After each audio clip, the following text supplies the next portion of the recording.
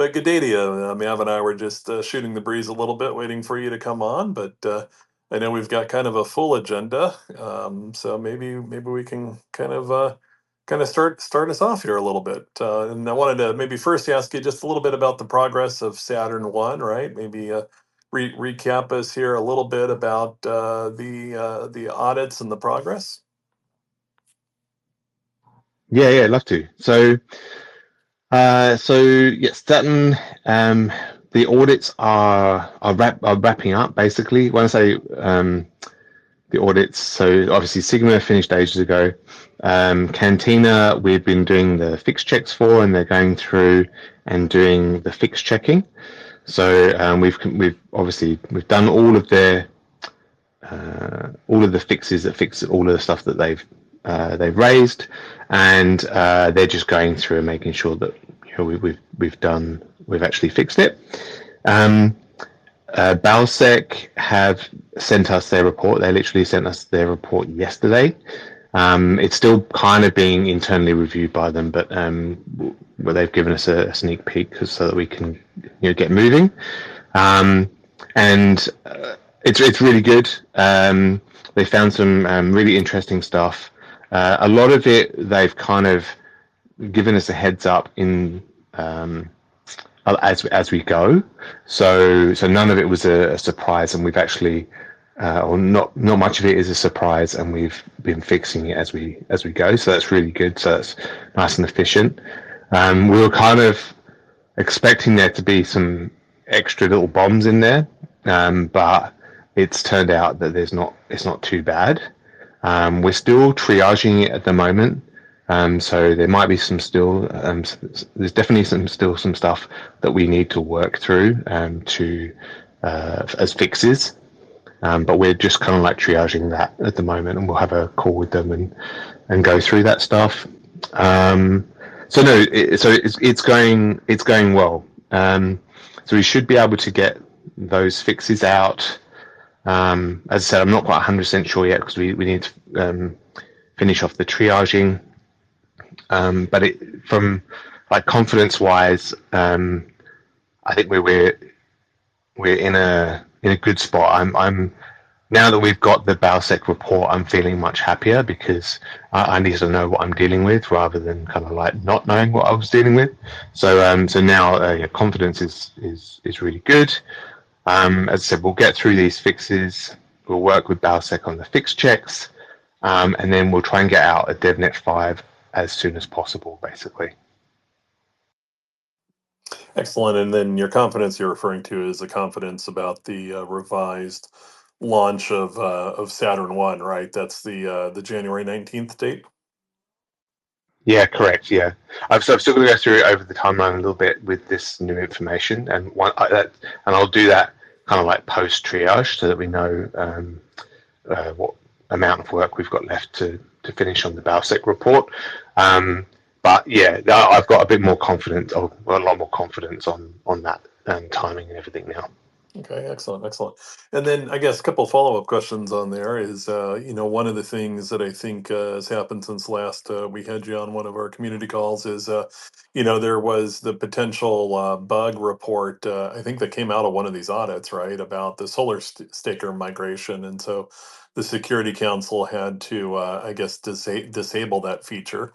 Is there anything you could maybe share more about that than what you have, or how that affects the timeline in ETA?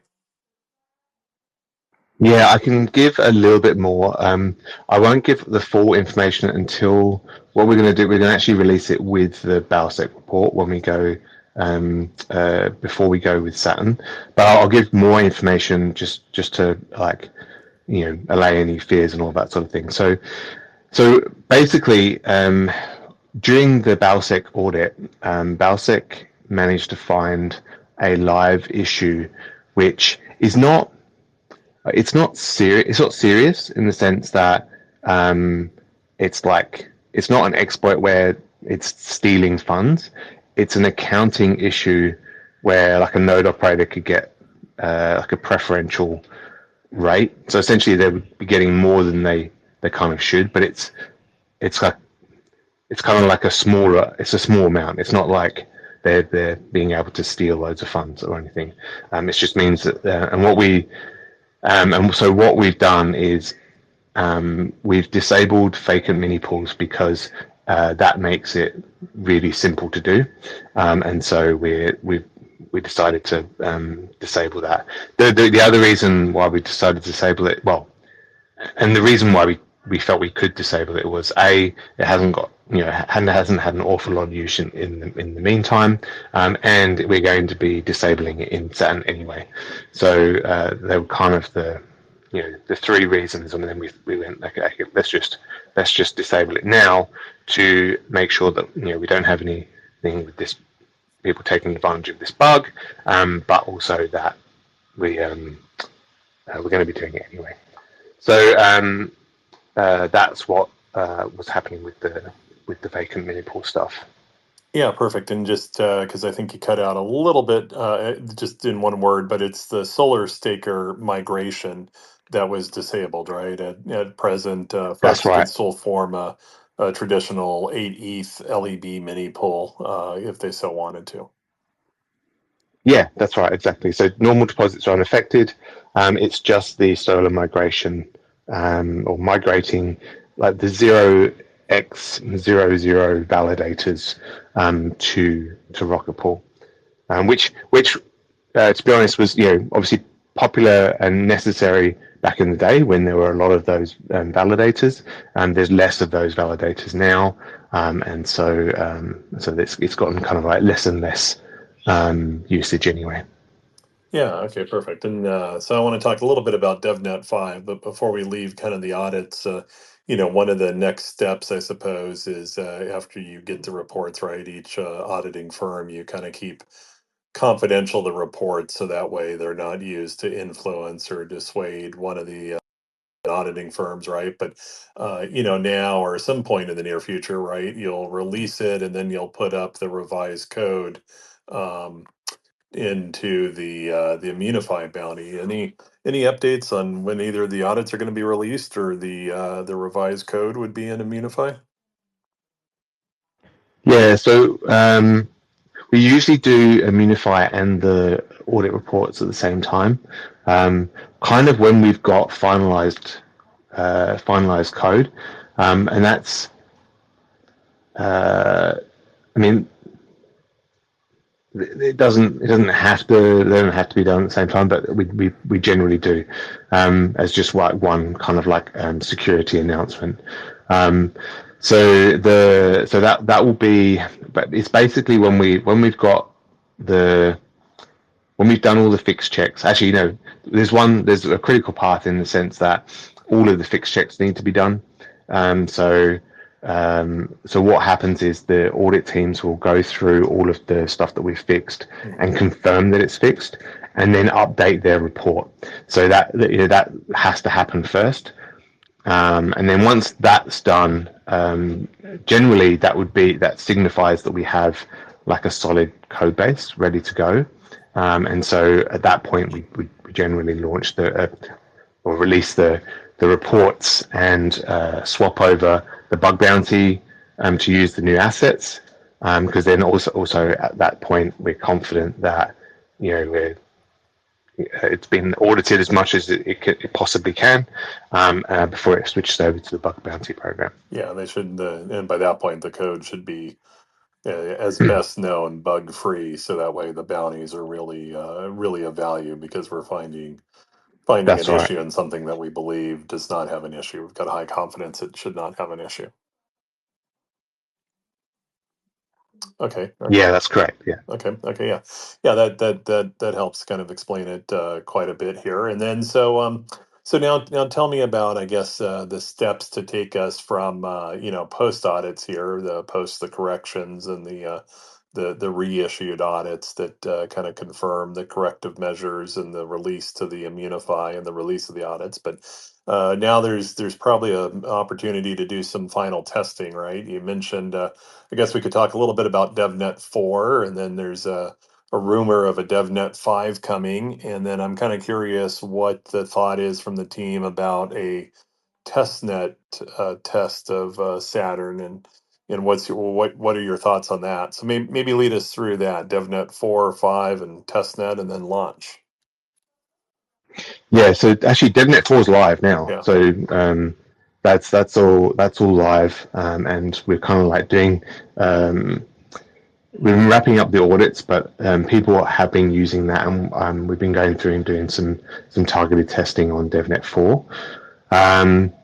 So that's going on right now. DevNet 5. So as I said, we'll triage these things. We'll get them fixed. Go through the fix check process. Once we're kind of like pretty confident with that fix check process, we will then push to DevNet 5. DevNet, at a guess, DevNet 5 will probably be in like 1 or 2 weeks. And then DevNet 5 will go through some testing. We'll hit DevConnect at that point, but we'll probably start the testing and then do DevConnect, come back, finish the testing, and then launch to testnet, kind of like post DevConnect, and then go from there. Let me just ask some questions on DevNet 5 if I can, just because I had a little bit of time this weekend finally in my schedule where I wanted to play with some of the mini pools that I created on DevNet 4. And for those that don't know, DevNet 4 started first in kind of the Saturn Zero stage, right? The Houston Saturn Zero stage. And then you upgraded the code base to, do the upgrade to Saturn 1, kind of like a dress rehearsal. And so now in DevNet 4, it's possible to, close out mini pools and form mega pools. And there were a couple things I kind of learned in the process. I suppose the first thing I learned, just if anyone else is playing around, that the mega pool commands are hidden underneath kind of a switch. And there was a post. I think T-Pan put in there. I couldn't find it. I had to reach out to Nick, who found it for me, and I was so confused why I couldn't find the megapool commands in the smart node. But if you look, there's a channel for feedback on the DevNet, and they posted the kind of hidden switch. So that was just kind of public service announcement for anybody that wants to play along. But the other thing that kind of surprised me, I guess, and I didn't really been paying too much attention to Hoodie, but just like mainnet, the validator queue to join the beacon chain is weeks long on Hoodie.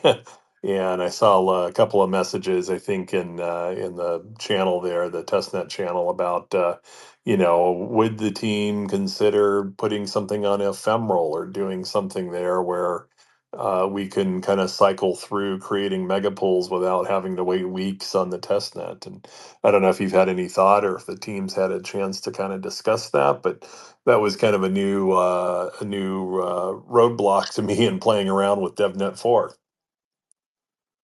So that's actually been a big focus this week. So yeah, we hit the same issues as everyone else. I'm trying to test on DevNet. Yeah, it's a real pain in the butt. Yeah. So it's not doable using Hoodie. So we've looked at ephemeral, but there's actually a better option, and that is the only issue with ephemeral is that it resets every like 30 days, and it's kind of like a set schedule. So it makes like beta testing and working with the community. If we were doing it ourselves, it'd be a bit of a pain. But because we're working with the community as well, it's a real pain, because then we have to like do the comms of each time when it resets and all of that sort of stuff. So what we're going to do is actually so the ETH Pandas stuff is all open source and for launching DevNets. Oh. So we've actually Nick's been looking at that this week and setting up our own DevNet. So like our own blockchain. So Yeah. Yeah. No, like our own beacon chain, Ah, with like an explorer and all that stuff as well. It's all kind of like built into this toolkit. um, toolkit like a package that you can Hmm. spin up. So Nick's been working on that this morning. There's a few things to iron out to kind of like make it really workable, and we're working. We've got to try and work with Fornax and TPAN to make it easily accessible for the community to. So basically, it just works the same. You just select DevNet and it flips to this Yeah. DevNet. Yeah. Um, but it's looking good. Like he's had it spun up. I think he's just working through those little kind of like productionization issues, and then we can kind of like launch it. So yeah, the idea would be to use that DevNet. That means we don't get the reset issue. We can mint as much ETH as we like. We can. Yeah, I know that's. I love that laugh. so um, and yeah, we just don't have to worry about it. We can reset it whenever we want. So if we want to blow it away and start again, then we can do that. Yeah, it gives us the ultimate flexibility. So yeah, bear with us on that, but that is definitely happening, and we'll kind of like get that sorted. Definitely for DevNet. So DevNet 5 at the moment that's what we're targeting. We're targeting to deploy it to our own DevNet rather than to Hoodie. DevNet 4, unfortunately, unfortunately, it's kind of stuck. Yeah. So we're being able to do a bit of testing, but not an awful lot of testing because of all the stuff, because of the queues. But DevNet 5 will definitely be on there. We may even do like another release before that, so like a 4.5, but probably not. We have to try to manage Yeah. the capacity and that sort of stuff. Yeah. Exactly. And then so then what do you do, like in the past? I guess DevNets are somewhat a new thing as part of Saturn here, but in the past we would really do a full dress rehearsal on one of the test nets, right? I guess it's Hoodie now is the validating test net, but are we still going to do that prior to the January period and actually do it with the real contracts on Hoodie, or what's your thoughts on that? Or I don't know if you've had a chance to kind of think it through that far yet. Yeah, and I haven't really thought about testnet yet. So at the moment, we're kind of like focusing on making sure that we can get as much testing done as possible. For testnet, um, it would kind of be good to still be on Hoodie, but I can't see how we can. Um, I mean, to be fair, like our testnet tends to be just a dress rehearsal of the release, not necessarily like we don't go through like a full test suite Yeah. on testnet. Um, it tends to be a dress rehearsal for the release, so it could still happen on Hoodie, um, but it does limit us quite a lot. You know what I mean? Like the only other option I can think of is that we spin up another kind of like DevNet, but have it as like the official last DevNet. That comes at a bit of a cost though, because it's not doesn't get the benefit of like fork changes. But it kind of does. But we'd have to do it ourselves, if you know what I Yeah. mean. And I'm Yeah. not quite sure how that works yet.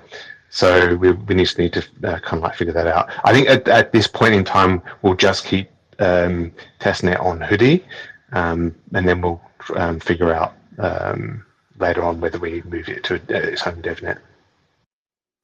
Yeah, I suppose I won't keep us all the way down in the weeds here, but it's an interesting kind of game board to kind of play with, right? Hoodie is supposed to be one of the next Ethereum test nets that undergoes the Fusaka upgrade. I think it's supposed to be upgraded right before Dev Connect. I think mid November, if I recall correctly. And then, of course, in very early December, I want to say it's December 3rd, mainnet is going to go through Fusaka, and maybe I'll talk to you a little bit about that. But I guess that what it means for us is Saturn 1 is going to launch under the Fusaka fork, right? So Saturn 0 will become Saturn 1 post Fusaka. I don't know how that affects your timing or thought pattern in the testing and the algorithm, but it is going to be interesting to see how it plays out here a little bit.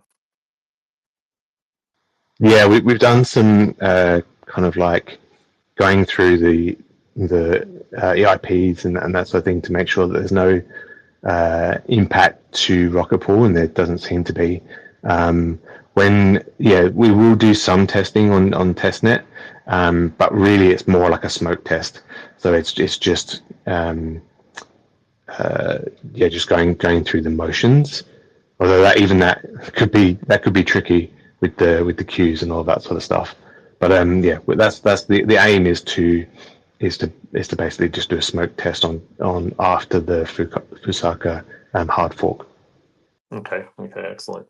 And then, have you thought about maybe releasing I know you're still digesting the reports and all, but maybe an updated, I don't know if I call it a roadmap, but a timeline to launch, or a launch procedure might be the better word for it, right? It seems like there were a couple of things I recall in previous conversations, and I can't remember how the DAO settled on it, but there was a motion or vote about stopping the mini pool queue and allowing that to kind of aggregate some deposits into the deposit queue, or at least try to flush the mini pool queue down. And um, then, I know there was a couple of votes that needed to happen, and perhaps they've already happened, about setting the parameters correctly ahead of the head of the Saturn One parameters on yeah, voter share and so forth. And I think there was an RPIP, I think it was 73, that added one more share, which was the PDAL share, and I think it's set to 0 at Saturn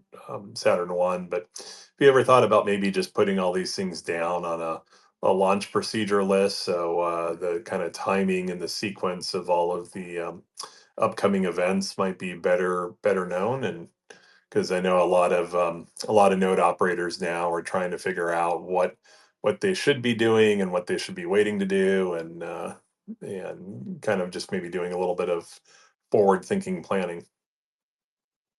Yeah, I mean that's a great idea. Um, I'll know more once I know when DevNet 5 is going to be launched. So essentially, once we get through this kind of like triage and a little bit of the fix check stuff with Balsec, um, but yes, I can outline that once I get a bit closer to knowing when DevNet 5 is going to be, then I can basically start it from DevNet 5. So it goes DevNet 5 testnet, the votes and the disabling of mini pool queue and all that sort of stuff. I can kind of like lay that out. Okay, yeah, I think that would be really helpful, as folks are just trying to figure out kind of what they should be doing and not. And there's enough moving parts in this, between the whole kind of forking of the chain, the whole kind of transformative new processes for node operators in terms of mega pools versus mini pools. I think you commented early, it's almost like a completely different code base. It's definitely different commands in the 2E and or the command line interface for the smart node. And yeah, I think it's just going to take a little bit of getting used to, especially for the old guard here, that might be a little set in their ways here in terms of the old process. But maybe it's just some old guy like me talking. But I think something like that would be very helpful. Yeah, so actually, before each release, we usually do like a Medium article anyway, and so we'll probably wrap it up in terms of that. And yeah, that we usually do that for just that reason, to let node operators and IT holders really as well know what's kind of like coming up, and the dates and the processes and dates and all that sort of thing as well. But yeah, no, we'll wrap that up as a Medium article, I think. Okay, yeah, excellent. Any other things before we kind of leave the whole Saturn One audits, DevNet, testnet topic? No, I think that's good. Okay. Yep. Okay, well let's go on. One of the other interesting things that happened here is one of our ODAO members, Coinbase, and I forget the unit. It's Unit 410, and I think they're like a special ops group out of Coinbase. Maybe you can share a little bit more about with them, but they decided to voluntarily leave the ODAO. Any updates on that, or any perspective you want to share with the community? Yeah, I did try and get some more information out of them, but they were kind of they basically just said that now's a good time for them to kind of like transition out. I don't really know the reasoning behind that. I think some of it was like resourcing. So I think they're just as you can probably imagine, Coinbase operations are going quite nuts Just a at the little bit, moment, yeah. just a little bit. So, that was kind of like the underlying sort of reasoning was just that they love being part of our community, and they want to kind of like contribute towards this, but just from a resourcing perspective, they need to obviously service Coinbase. So that is, yeah. So that was kind of like the underlying reason. But no, they've been very good. They've given us plenty of well, they gave the ODAO plenty of warning. I put it out to everyone else only recently, obviously, but yeah. So yeah, they're stepping away. But yeah, like the ODAO, will change over time. It'll probably, well, once we kind of like reduce some roles and that sort of thing, will probably be shrunk down further. But it will. The nature of a DAO is that it changes over time anyway. So yeah, so it's a loss, but it's also part of the natural order of things.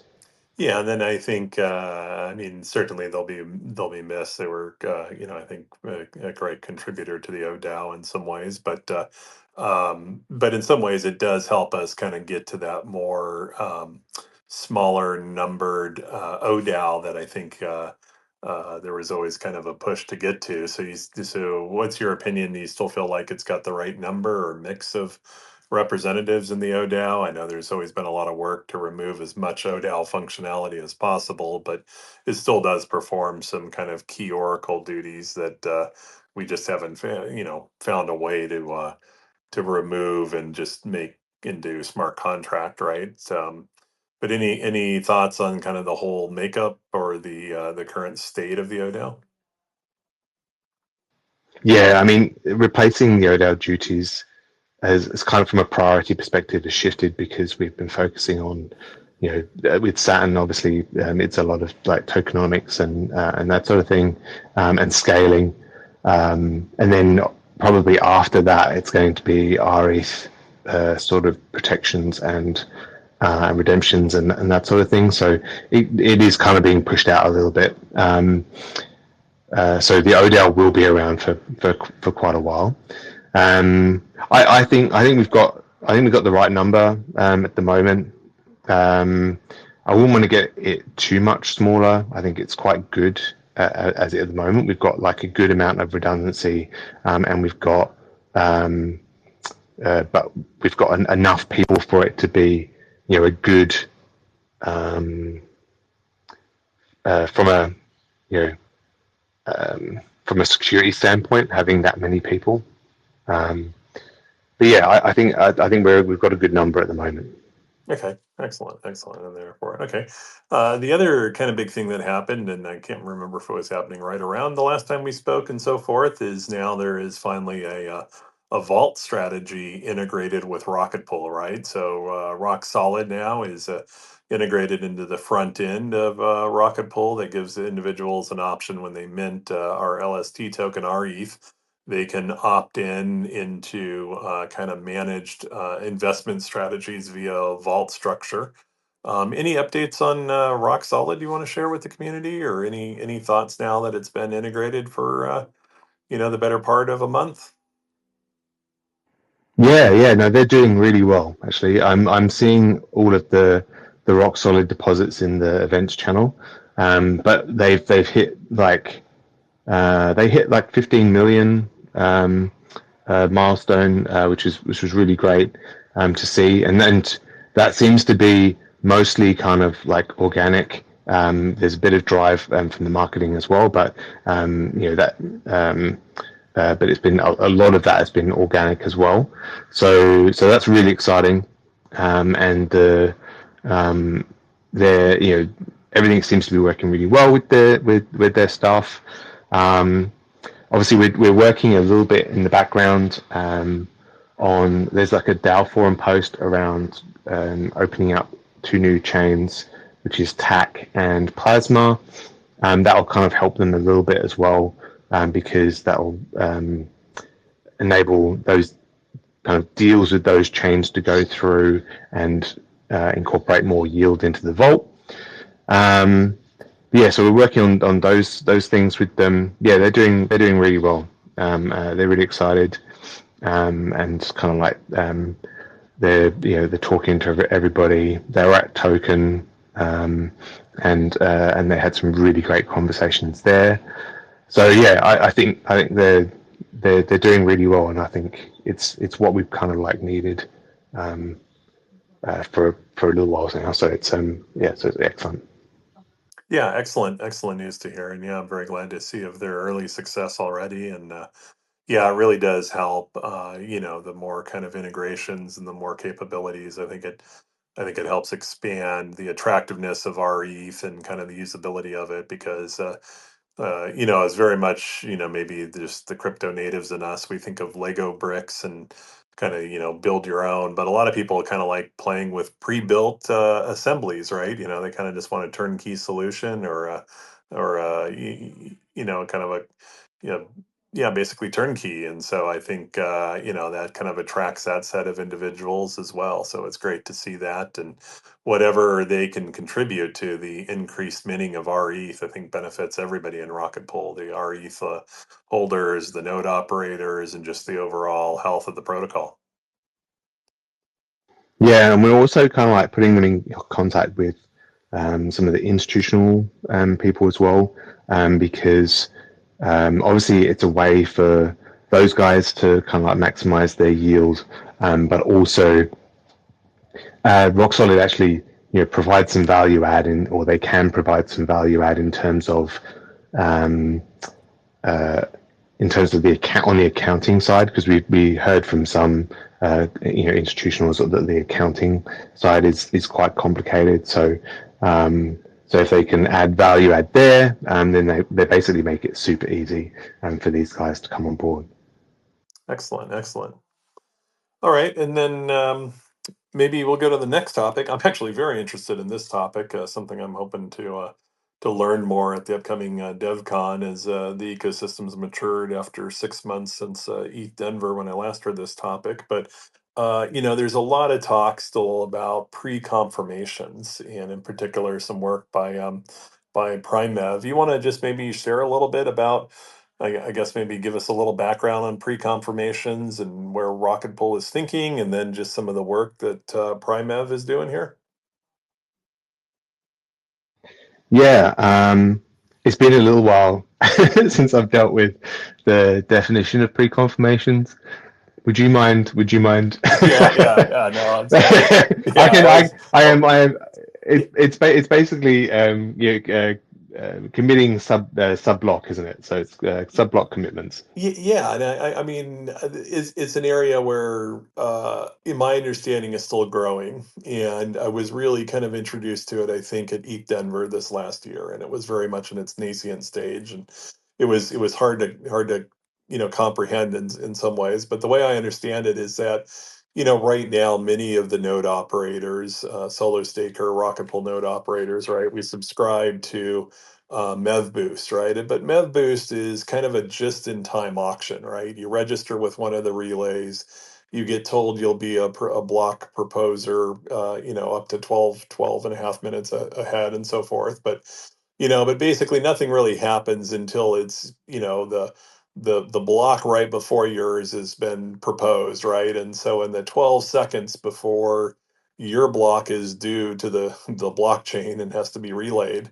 all these builders try to build the most valuable block, and they bid through these trusted relays, to get to win the right to produce your block for you, right? And of course, they'll pay our node operator, and hence our liquid staking holders, right? And in fact, just as an aside, I saw during the huge liquidation that happened, I think it was last week, right? On Thursday or Friday, whenever that was happening. We were in trading a little bit, I was trying to figure out why gas prices were spiking, but we actually saw some really large blocks that were going into the smoothing pools, into some of the node operators, right? And that's just because they were very lucrative and they could bid them up very much. And so my understanding of what pre-confirmation does is now it extends that out, and it can extend it out much longer than just those 12 seconds before block production, right? Where individuals can do a couple of things. They can either you can sell space in your block beforehand, like maybe in that 12-minute window where you're coming up. Somebody could have taken a futures on that, seeing gas prices going. Maybe they try to buy some block space really cheap, but kind of hedge that liquidation bet a little bit, and so they're willing to pay that. It even sounded like there was a way, even before you're the block producer, there still might be a market for it. But then, as you said, Langers, that in that 12-second, instead of just giving you a final bid at the end of it, they might ask for confirmation within that 12 seconds. So maybe 1 second into it, hey, can you promise that this transaction is going to be in the block, even if you pick somebody else to build it for you? Promise me that this will be included in the block. And so you might be able to sell these sub slot confirmations in there. And to me, this sounds like a very fast trading market place for it. But at ETH Denver, they were starting to build it out. I think it was just kind of a concept or work in process. But now I actually understand there's starting to be very robust marketplaces built around it. And Primev is one of the big firms, and I think the other one is ETH Gas maybe, and a couple other ones that are out there. So and they're using, I guess, an open source software that's not commit that's kind of like MevBoost, but it's called Commit Boost. And it seemed like maybe we were too early 6 months ago, but maybe the timing's getting closer. I know with Saturn coming up, the team's probably a little distracted, but it seemed like this could be an opportunity to provide more earnings to our ETH holders and our node operators. Yeah, when we spoke to Drew at Commit Boost at ETH Denver, they weren't quite ready for us because Rocket Pool would bring in a lot of nodes, um, and they just weren't quite ready for that traffic. But yeah, I think everything seems to be moving on really well. So we've had some conversations with Primev at the moment. Yeah, and it doesn't seem too bad. I mean, there are a few kind of like steps that we need to go through to integrate um, into their kind of like system, and obviously you want to try and keep it as generic as possible. So we're kind of trying to balance that out a little bit, because we don't probably very similar to how we give access to every client. We want to make sure that we can adopt every pre-conf thing, which is what kind of, I think, as my understanding, is what Commit Boost kind of allows us to kind of do, is kind of like hook in different providers. But yeah, so we've been kind of like looking through how that works, and what's involved basically. Yeah, no, it'd be exciting for it. I know that's one of the things I hope to kind of learn a little bit more about the upcoming DevConnect conference, which we'll talk about in a little bit. But and unfortunately, I've been kind of trying to keep my eye on X and on some of the calendaring sites for some site events around pre-confirmations. It was a big topic in Denver, but I haven't seen any yet, and I just don't know if people are running behind. It seems like everybody's late to get their site events up on the conference agenda, but I'm looking forward to see what's going to come of this space. I really think it's going to be very innovative and pretty exciting for us to start integrating with.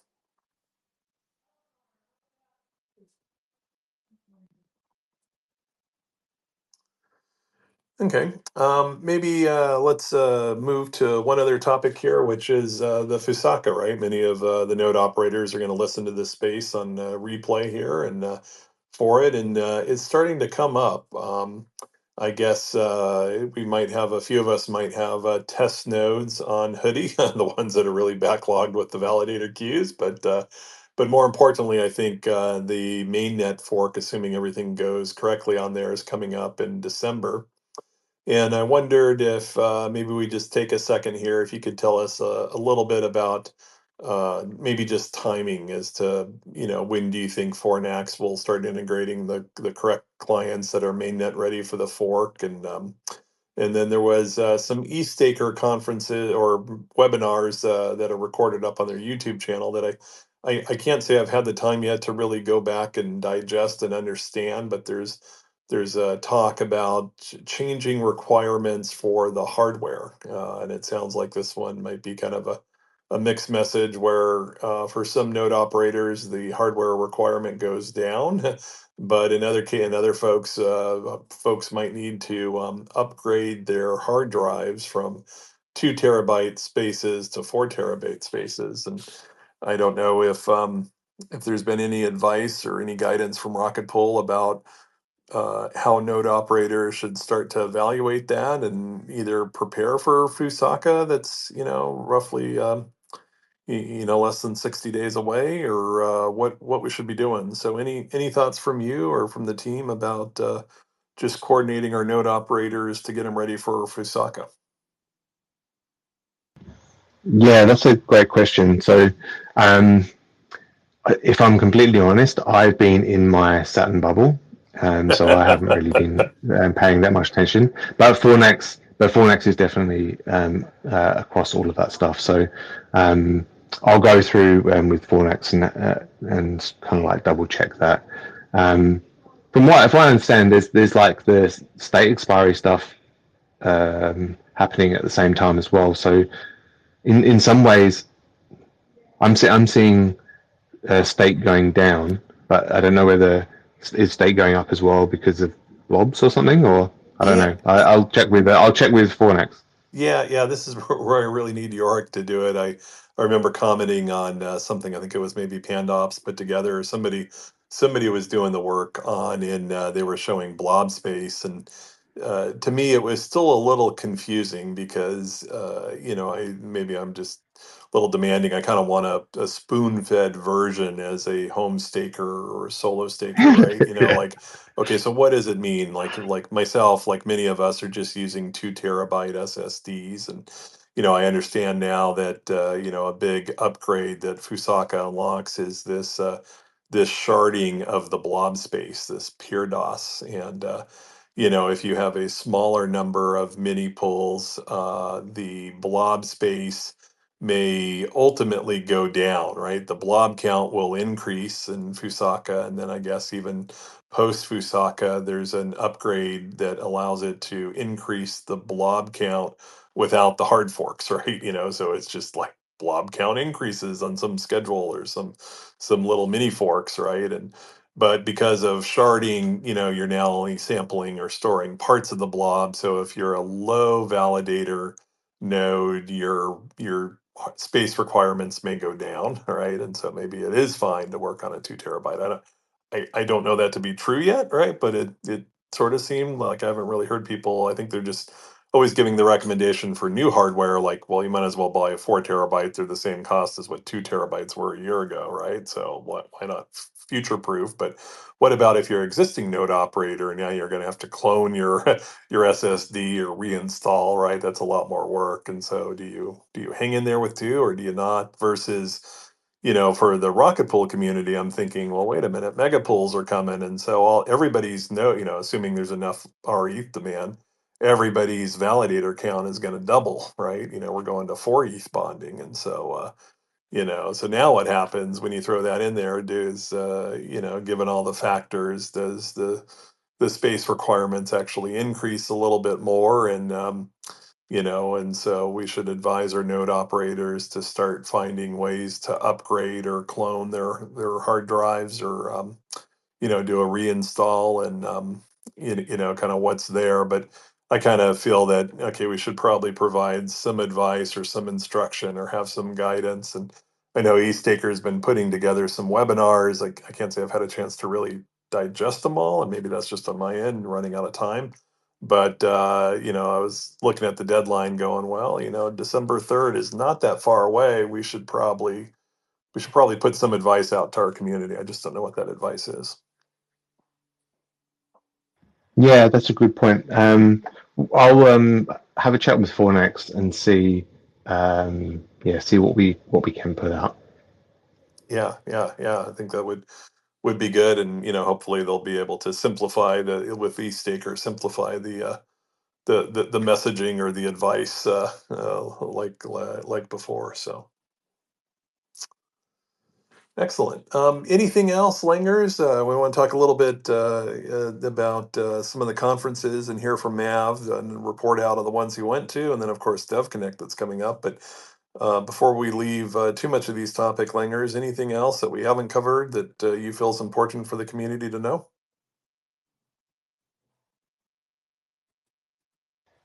Um, I mean, there's a lot of kind of business development stuff going on in the background. Still kind of like talking to some institutional types. Working with Mav and Grant have been working with some other protocols. As I said, working with some new chains.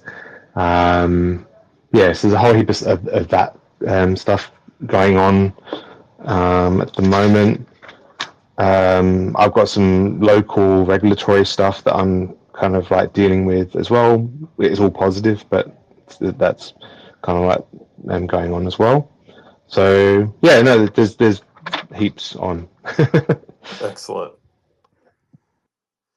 Excellent. Well, yeah, we look forward to anything you can share. I know a lot of those conversations probably have to be privileged and all, but yeah, looking forward to whatever announcements you can kind of share in that BD development area.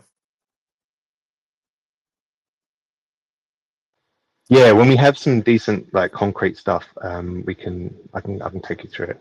Okay, perfect. Perfect. Well, let's pivot over here to Mav.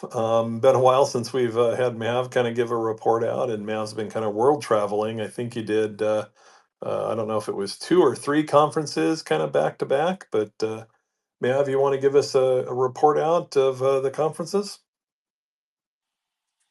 Yeah, it was kind of 2.5 in. Started out in Japan, in Osaka for EdCon. I say for EdCon. I didn't actually attend EdCon.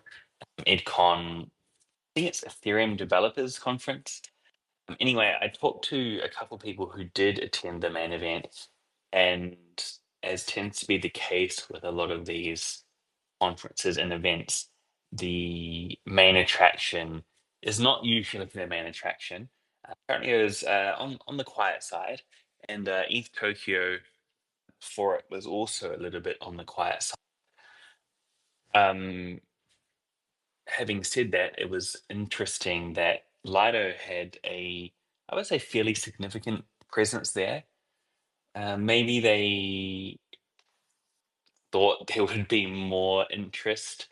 They had a side event, which I would say, given how busy Japan was in general, or lack thereof, um, did okay, but yeah, not the numbers you would expect for something like ECC, Denver, or of course DevCon or DevConnect. Um, that contrasts very much with Seoul for Korea Blockchain Week. But unfortunately, while there was a lot happening, it wasn't really relevant for us. It was my first time attending. I believe, therefore, Rocket Pool's first time having any presence there as well. Um, and the main event, the side events, everything was very much focused on the handful of, I guess, career centric products and protocols and L1s and things that they have over there, and not so relevant to really anything in the Ethereum ecosystem, and especially something like Ethereum staking, and especially something like running a node. The There seems to be more interest on the kind of speculation side, things like perps and trading and all of that. Again, talking to people who went to the main event, not, or in this case, very well attended, but perhaps not with the kind of people that there will be value in interacting with.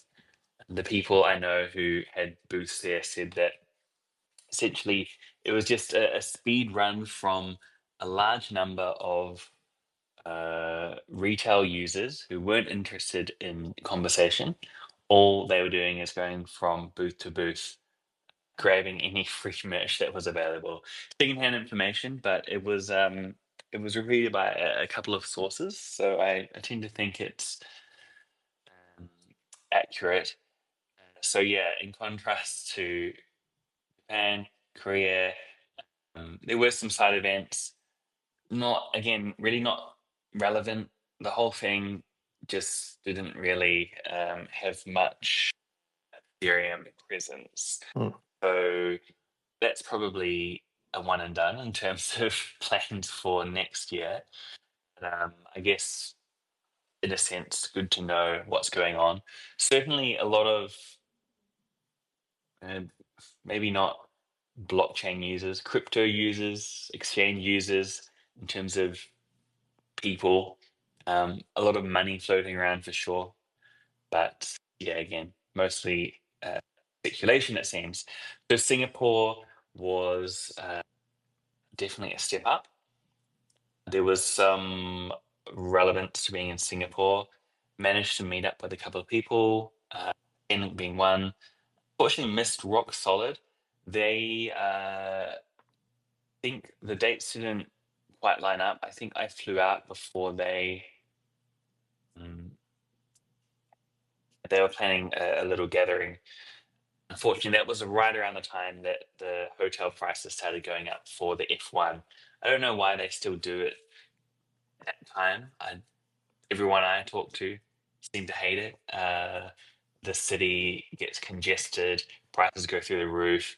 It seems to just be for the handful of people like Arthur Hayes and Co. to, I don't know, flex their box office seats or whatever they have for the F1. Um, but yes, again, interestingly, Lido again, they had a little side event, but no presence from the team there. It was just kind of a couple of community members doing a presentation. So um, maybe a little bit back to front there. Mhm. And also by this point, I was feeling a little bit under the weather. So um, my plans for 2025 to cut back on travel have not really worked. So maybe I couldn't quite make the most of Singapore as I otherwise would have. Yes, probably worth getting back at some point in the future next year. Of course, the big thing that we want to talk about, and we only have a couple of minutes left before stand up, so Oh yeah. and get through this Yeah. Let's move in on. a Let's talk about concise the upcoming fashion. one. Yeah, and I think Langers, if you want to drop off and get things started, that's probably fine, and I'll jump in when I'm done. I guess this probably won't take more than about 2 minutes or so. Um, yeah, good news. We have flights and accommodations sorted for DevConnect, so we're all heading to Argentina via multiple stops for the Australian contingent. They fly across to New Zealand of all places, and then I think it's like 6 hours in an airport, and then across to Chile, and then another connection. So bit of a horrible itinerary, um, like 24 hours of travel. The next best option was like 36 up through the states, which is just yeah. I'm not sure if that is survivable. So yes, we're going to be there. I think 13th, maybe late on the 13th. everyone gets in. So we will be attending the Staking Rewards Staking Summit and the ETH Staker Staking Gathering, and of course Dev Connect itself, and a handful of side events. So it will be a bit of a divide and conquer thing. We are chatting with Rock Solid about working together on some kind of presence there. It is, I guess, a little bit late notice to be planning this, but we will of course do a community. What I'm talking about is something more official, maybe to do with speaking, to do with sponsorship, just kind of seeing what kind of budgets are available, what kind of availability different events have, and seeing if we can make it work. So that would be cool to be able to team up with them. But yeah, everyone should come and join us and say hi. I'm not sure if there's anything else we need to go over when it comes to Dev Connect, but obviously, Ken, you will be there, so it'll be good to catch up. I'm sure if you haven't already, you'll be making a list of all the side events to attend, which is actually on my agenda to do today for the team. Yeah, absolutely. And I encourage anyone listening to, there's a kind of a thread. These threads always seem to be hidden, but in the conferences channel, if you look in there, there's a Dev Connect Buenos Aires thread in there, and trying to always put in kind of relevant posts and so forth. And I think just kind of like your travel schedule, many of the protocols have just been very busy, maybe pulled in too many directions over all these conferences. But I think everybody's planning on Buenos Aires, and so I think everybody's late, kind of like us, in getting their site events all up and calendared and scheduled there. So I think it's going to be a little bit of a mad rush there towards the end. But it's great to see that the team's going to be spending that much time in country and being able to really just enjoy the conference. But these conferences are just so ideal because it gets so many of the core developers and so many of the other aligned staking protocols together in the same venue, and so it really helps focus the conversation. And many of the things we talked about on this call, many other protocols are being challenged by similar things, and so it really does kind of help just the human coordination aspect quite a bit. So I think any of these Ethereum Foundation led conferences are definitely Ethereum aligned, and B, very, very high signal to noise ratio. So that's great to hear that the majority of the team will be there in attendance, and be able to, kind of engage in these conferences. But like any conference, I know it's got so many side events. The team might have to break up to divide and conquer. I could see that as well too. Yeah, you bring up a good point, Ken. RFI Fornats unfortunately won't be making it, but everyone else will be. What other things I saw? I think it was from the ETH Staker Twitter account. I saw it on Twitter from someone. Um, they put out some content around Dev Connect, like travel tips and advice, things like that. I think they interviewed Paul, or he was involved, and Patricio also Yep. was involved.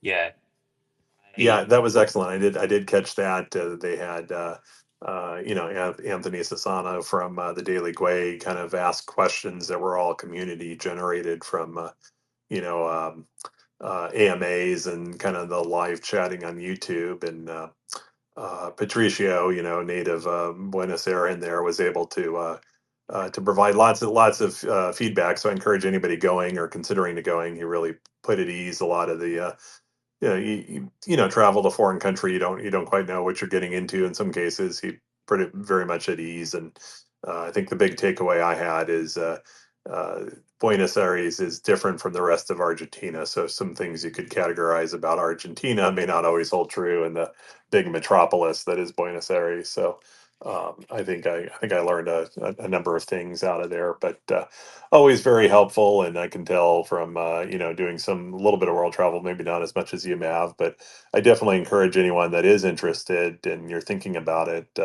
It'd be a great conference to make it one of your first crypto conferences, and don't really, I think people over worry about just the travel in a foreign country. There's going to be so many resources there for visitors from around the world that it's sort of like visiting during the Olympics, and there's so much institutional support to help you there that it's an ideal time to travel because you're going to have a big support network around you. Even if you don't know anybody, you'll meet a lot of people and feel like you're traveling with a big family. Very good point. And somewhat relevant to me. I think I've probably said it a couple of times on these spaces over the past few months, but it will be my first time in South America and a good opportunity to get to a new part of the world. And also, with what I've said just before about the other events I attended, I think Dev Connect and DevCon have even more importance, arguably, than in the past. There's, I don't know, 101, probably more crypto events around the world every year, and most of them are kind of repeats of the same thing. You get similar kind of people turning up. It's just the same thing said in a different country. Um, I think if I look back on the year, ECC was a standout for me, being better than in the past. Unfortunately, I'd say ETH Denver was, um, I go so far as to say, significantly worse this year. Having said that, it's clear that they're putting an effort to kind of turn things around with a new venue, trying to add a bit more marketing in advance, I guess, to get attendance up. But yeah, between Dev Connect, DevCon, Denver, ECC, I think the kind of premier crypto events, and with maybe a little bit of a re-ranking happening this year, I would say that this Dev Connect is definitely the place to be. I'm pretty sure everyone I was have been talking to in Singapore and in Korea and Japan are all going to fly in. So it's worth the trip. Maybe a little bit late notice for people if they haven't booked already. I think it's going to be a good one. Yeah, no, I'm feeling the same way, and I think people will be surprised if you're listening to this and you're like, do I go? Do I not go? What do I do? Just check prices. You'd be surprised, especially here, from the state side. I don't know about flying from Australia and halfway around a couple of oceans, but surprisingly, there's still very very affordable flights from the U.S. down south here. So it does seem to be very accessible, and the in-country costs are very, very good. And then for many of these conferences, you can probably eat enough free food and venues that you don't have to worry about too much miscellaneous expenses other than just lodging somewhere. And so I think that's looking pretty good. But I absolutely agree with you with the kind of quality of the EF coordinated ones. And one thing I'm definitely looking forward to this year is they're doing something new, the World's Fair, which is, as best I could understand it, they're inviting a lot of protocols. And I don't know, Mav, if the team's thought about submitting in and trying to participate in it, but they're trying to highlight a lot of the kind of blue chip DeFi protocols and do little demonstration booths of to encourage people. And it's funny, as much as I've been in the Ethereum system, I'm actually kind of in a very niche environment. I don't get a chance to really go out and try too many new things. And I mean, I've dabbled a little bit in NFTs and DeFi, but there's a whole universe well beyond what I've seen. And so I'm actually kind of looking forward to that day to just go around and see some of the protocols that I should probably know what they do and probably have interacted with them, but I've just never had the time. So I think this is kind of a forced day to, get me out of my little sandbox and go play in other parts of the playground here. So,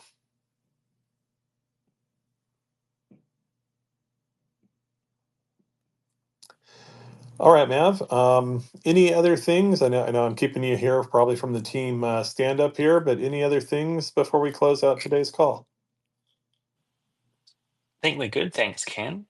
And yeah, the guys usually go over all the technical stuff early on and stand up. So yeah, all good. I'll make my way over there. And All right. Yeah, we were talking about a guest this week that didn't happen, so we got Langers in. Probably good timing, to be honest. Yeah, very good Good, timing. yeah, good to have an update from him. But potentially next week, watch this space. They were based in Asia, so I'm not sure how the time zones are gonna line up. Maybe it will be good for Europe. Probably not. Or in advance. Yeah. Well, we'll see.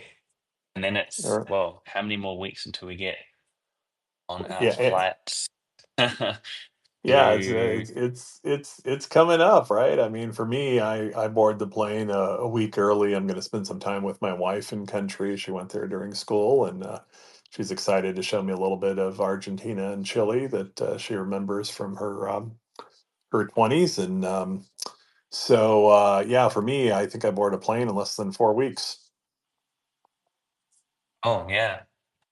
Tends to happen though. It's very far Yeah, away, and then all of a sudden it's it's here. just a Yeah, few days. So yeah, it'd be good to catch up, maybe yeah, over some meat and some wine. Looking forward to that. yeah. That's what I'm talking about. So yeah, and it'd also be great, I think, if we can find one of the quiet co-working spaces or media lounges. And I've always enjoyed having more of the team members come on, and maybe we do a special community call that allows them to share a little bit of their experiences and things that they're learning with the rest of the Rocket Pool community that won't have the opportunity to be there in person. The EF is always really good about putting stuff up on YouTube, but maybe we could do something. A little rocket pool community call from live from the event like we normally do. Yep, sounds like a plan. Okay. All right, man. Well, it's been an absolute pleasure hanging out with you and the rest of the community here. So do pass on to Langers that we're always very glad for his input here, and I look forward to seeing some of the items that he's going to work with the team to kind of share back with the community here. Will do. Thanks, Ken. All right. Have a great day. Bye. You too. See ya.